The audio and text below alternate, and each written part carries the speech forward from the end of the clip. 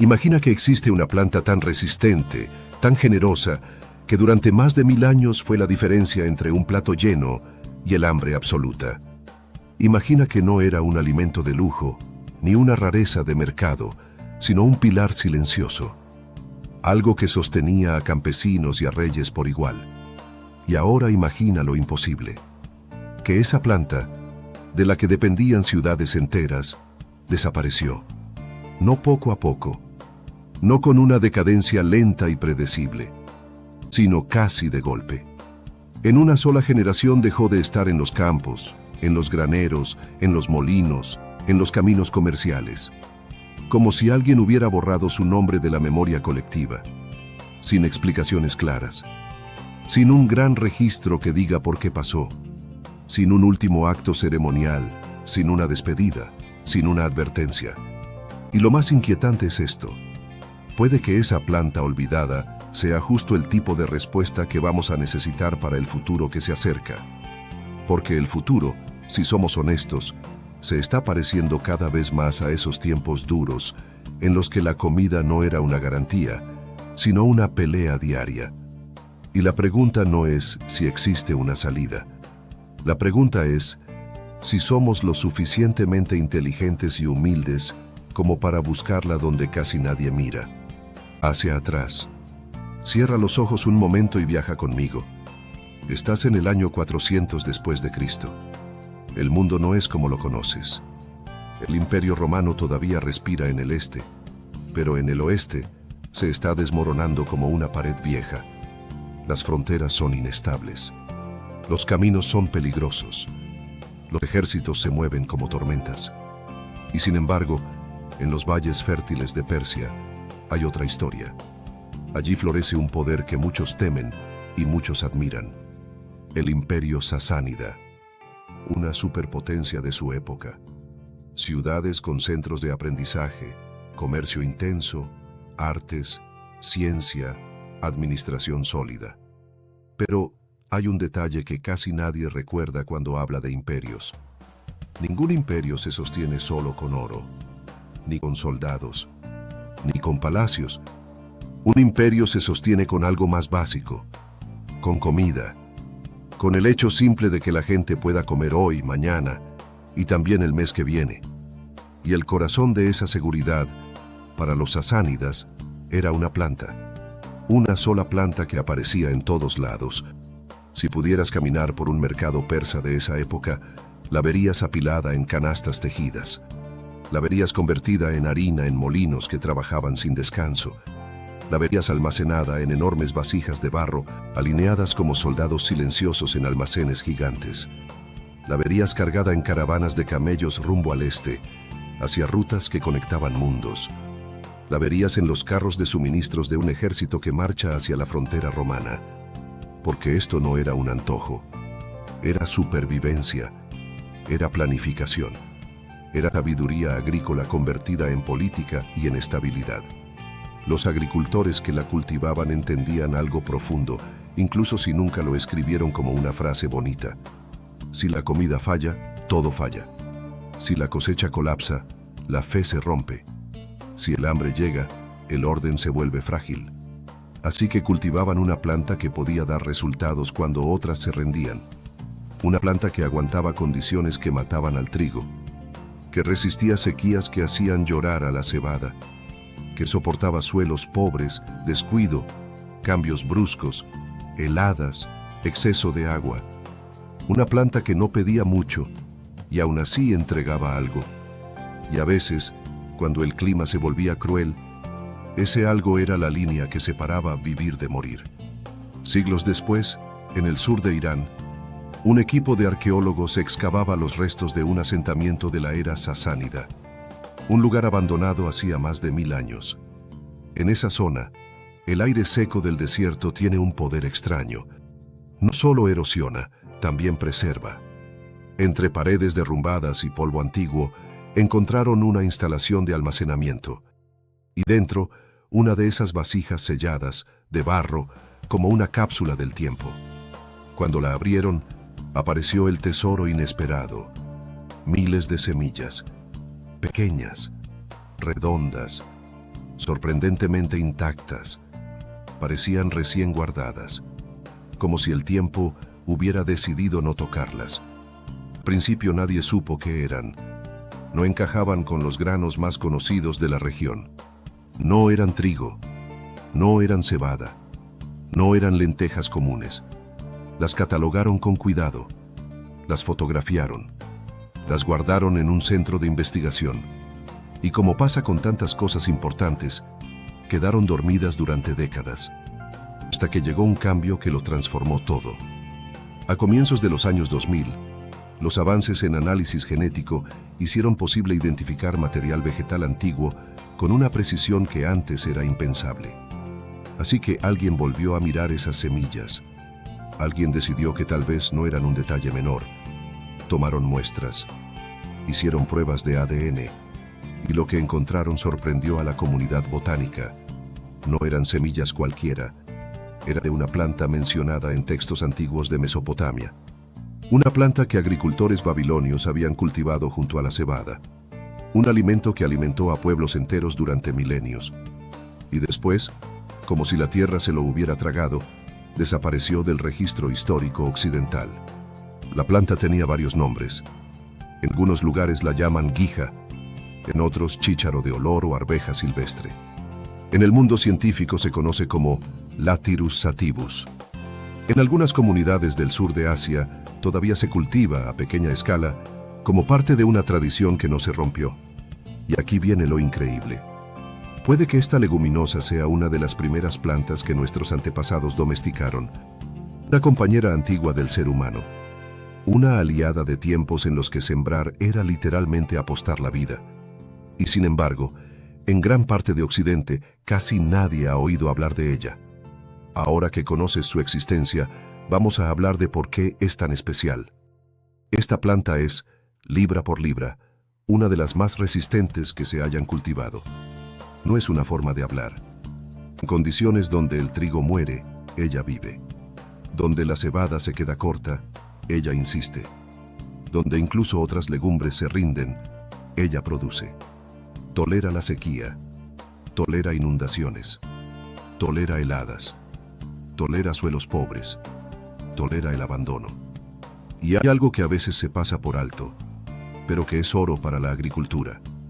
Como leguminosa, ayuda a fijar nitrógeno en el suelo. Eso significa que, además de alimentar personas, puede mejorar la fertilidad de la tierra para lo que siembres después. Pide poco fertilizante, resiste muchas plagas y enfermedades, y sus semillas tienen mucha proteína. En algunos casos, alrededor de 30% de su peso puede ser proteína. Eso, en un mundo antiguo de cosechas inciertas, era como tener un seguro contra el desastre. Era el cultivo que sembrabas cuando necesitabas algo que no te fallara, aunque no fuera perfecto, aunque no fuera el favorito del banquete, aunque no fuera el grano más elegante. Era el que estaba cuando el clima se volvía enemigo, y funcionó durante miles de años. Entonces, la pregunta lógica es, si era tan bueno, ¿por qué no lo cultivamos hoy de forma masiva? Y aquí entra la parte más incómoda de la historia. Porque esta planta tiene un secreto, una sombra, un costo.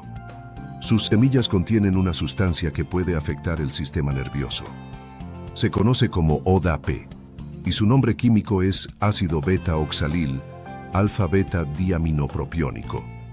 En cantidades pequeñas no suele ser un problema. El riesgo aparece cuando la gente depende de ella como alimento principal durante semanas o meses, sobre todo si ya está desnutrida y no tiene una dieta variada. En ese escenario, el compuesto puede acumularse y provocar una condición llamada lathirismo. El lathirismo puede causar parálisis irreversible, especialmente en las piernas. Textos antiguos lo mencionan. O sea que, de alguna forma, ellos lo sabían. No con el lenguaje moderno, no con laboratorios, no con informes clínicos, pero lo sabían en la piel de la experiencia.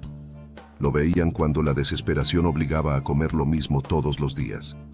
Y aquí está el punto que duele. El lathirismo no era la consecuencia de la planta en tiempos normales. Era la consecuencia de una situación extrema. de un mundo en el que solo quedaba esa opción, cuando la elección real era esta: comer guija o morir de hambre. Y en esas circunstancias, muchos aceptaban el riesgo porque el hambre mata rápido. La parálisis llega después. Y para alguien que tiene una familia, un invierno encima y el granero vacío, a veces el futuro se vuelve un lujo. En los años buenos, esta planta era un respaldo, una red de seguridad, un cultivo secundario, algo que complementaba al trigo y a la cebada. Pero cuando llegaban las sequías, cuando la guerra cortaba rutas, cuando la cosecha principal fallaba, este cultivo se convertía en la diferencia entre sostener una comunidad o verla colapsar. El imperio sasánida entendía ese equilibrio. La cultivaban, pero no se entregaban a ella por completo. La rotaban con otros cultivos. La usaban con criterio. Hasta que un día algo cambió. Puede haber sido clima. Puede haber sido un conjunto de sequías más largas. Puede haber sido conflicto.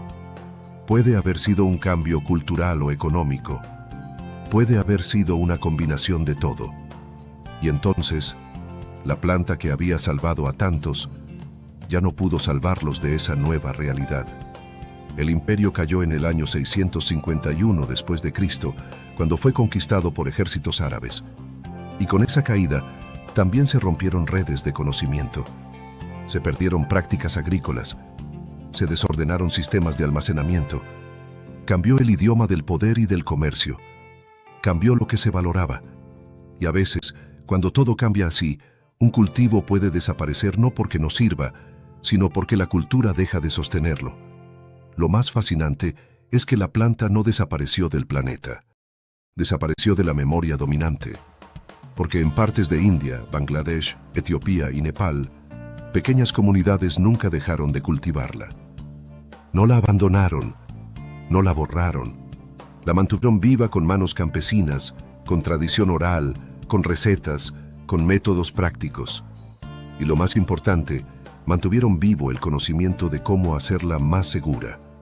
Aprendieron a procesarla, a remojar las semillas, a hervirlas varias veces, a fermentarlas. Métodos que pueden reducir los niveles de ODAP hasta cerca de 90%.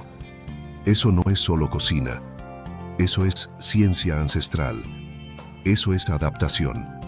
Eso es supervivencia convertida en costumbre. Y aquí hay una lección que la agricultura industrial muchas veces olvida. La resiliencia importa más que la perfección. Un cultivo que no es ideal, pero que aparece cuando todo lo demás falla, puede ser el que te mantenga con vida. Y ahora, mira el presente. El clima ya no se comporta como antes. Las sequías se vuelven más frecuentes en muchas regiones. Las lluvias llegan cuando no deberían. El calor extremo castiga las cosechas. Los suelos se degradan. Los costos suben. Y la cadena global de alimentos, esa que parece tan sólida, a veces tiembla por cosas que ocurren a miles de kilómetros. Entonces los científicos han empezado a mirar esta planta otra vez. No por nostalgia, no por romanticismo, sino porque el mundo se está volviendo lo suficientemente incierto como para que la palabra resiliencia suene urgente. Instituciones de investigación en distintos países están trabajando en una idea clara: conservar lo mejor de esta planta, su resistencia, su capacidad de crecer en suelos marginales, su aporte al nitrógeno del suelo, su proteína, y al mismo tiempo reducir su lado peligroso, su toxicidad, su riesgo. Mediante programas de mejoramiento, están buscando variedades con niveles de ODAP más bajos. Los resultados iniciales son prometedores. En algunos ensayos en lugares como Australia y Canadá, se han probado variedades con niveles tan bajos que se consideran seguras para consumo regular. Siguen siendo resistentes, siguen aguantando sequía, siguen ayudando al suelo, pero con menos peligro. Ahora imagina lo que eso significa. Imagina agricultores en regiones con poca agua sembrando un cultivo que no depende de riego intensivo. Imagina tierras cansadas recuperando fertilidad gracias a una planta que, además, alimenta a la gente. Imagina una seguridad alimentaria que no depende de que el clima se porte bien, ni de fertilizantes caros, ni de que todo un sistema global funcione sin fallas. Ese mundo no es ciencia ficción. La planta ya existe. La respuesta ya estaba ahí, solo que la olvidamos durante 1000 años. Y aquí viene el golpe más grande de esta historia. No se trata solo de una legumbre resistente. Se trata de lo frágil que puede ser el conocimiento humano. Nos gusta pensar que cada generación sabe más, que el progreso es una escalera que solo sube, que nada importante se pierde. Pero la historia es más cruel y más real. La historia demuestra que se puede olvidar, que se pueden abandonar soluciones que funcionaron durante siglos, que se puede reemplazar diversidad por eficiencia y luego descubrir que la eficiencia era una jaula. Porque cuando reduces la agricultura a unas pocas especies superproductivas, también reduces tus opciones cuando algo sale mal. Y algo siempre sale mal, tarde o temprano. Esta planta es una puerta de entrada a una idea aún más grande. Existen cientos de cultivos olvidados, variedades antiguas de trigo que toleran la salinidad, mijo tradicional que prospera con calor fuerte, granos perennes que no necesitan replantarse cada temporada, raíces que se almacenan durante años, plantas que no están en titulares, ni en campañas publicitarias, ni en supermercados brillantes, pero que siguen vivas en las manos de agricultores indígenas, de comunidades rurales, de guardianes de semillas, de huertos familiares. Gente que nunca aceptó la idea de que lo viejo era inútil. Gente que sabía que muchas prácticas antiguas no eran primitivas. Eran estrategias de supervivencia pulidas por milenios. Llamamos progreso a abandonar esa diversidad. Llamamos eficiencia a depender de pocos cultivos. Llamamos innovación a sistemas que funcionan solo si hay combustibles fósiles, químicos, transporte global, cadenas de suministro perfectas. Pero tal vez confundimos velocidad con fortaleza. Tal vez confundimos rendimiento con seguridad. Tal vez, en el fondo, el verdadero avance es recordar. Recordar con humildad. Recordar sin orgullo. Y combinar lo mejor del pasado con lo mejor del presente. Quiero que imagines una escena sencilla. Un agricultor en la antigua Persia, al atardecer. Está arrodillado en un campo. Sus manos son ásperas. La espalda le duele. No tiene discurso. No tiene teoría. Tiene cansancio, tierra bajo las uñas y una cosecha suficiente. Está juntando semillas que alimentarán a su familia durante el invierno. Semillas que podrá intercambiar en el mercado. Semillas que guardará para el próximo año. Y el siguiente. Y el siguiente. Él no sabe que en unas generaciones ese cultivo se borrará de su tierra. No sabe que sus tataranietos quizá no recordarán el nombre. No sabe que los imperios caerán, que las fronteras cambiarán, que los idiomas se mezclarán, que la historia se escribirá de otra manera. Él solo sabe algo simple. Funciona. Siempre ha funcionado.